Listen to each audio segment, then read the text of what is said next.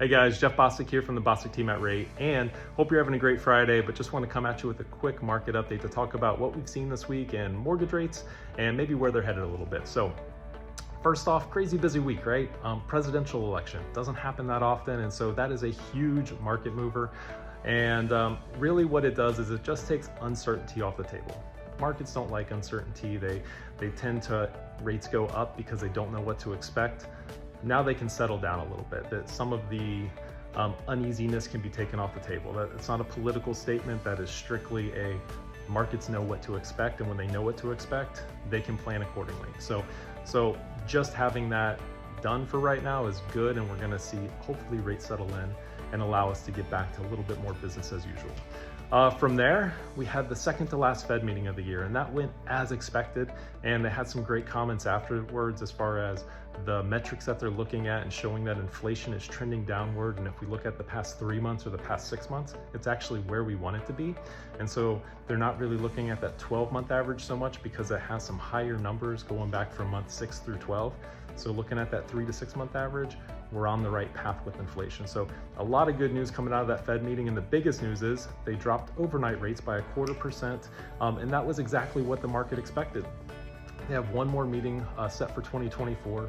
We're not exactly sure what they're going to be doing there, but odds are right now, I think we're going to see another 0.25 point reduction, and that's going to be 1% rate reduction over the course of the year. Now that's overnight rates. That doesn't affect mortgage rates directly, but we're going to see your home equity lines, auto loans, credit card rates, all of that's going to be directly impacted. We'll also start to see some saving rates decrease. So CDs, money markets, those probably aren't going to be paying 5% or more as they were, a few months back. So lastly, wanted to talk about your Ohio home buyers.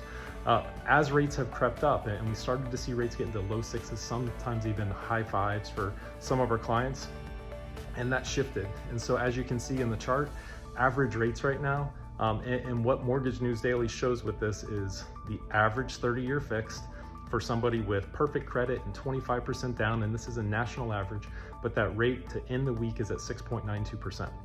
Now, that doesn't account for the income-based programs or some of the other things that are out there that might show a little bit lower rates.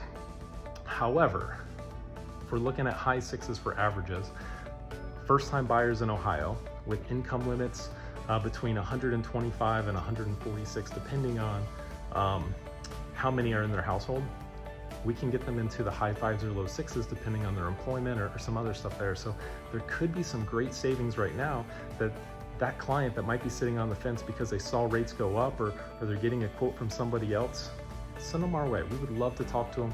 Let's talk about ways that we can get you a lower interest, or get your clients a lower interest rate right now and not have to wait for rates to fall further and maybe get a great deal on a house if there's less competition. So anyway, let's find ways to win together. Reach out with any questions. I hope you have a great weekend, and we'll talk to you next week.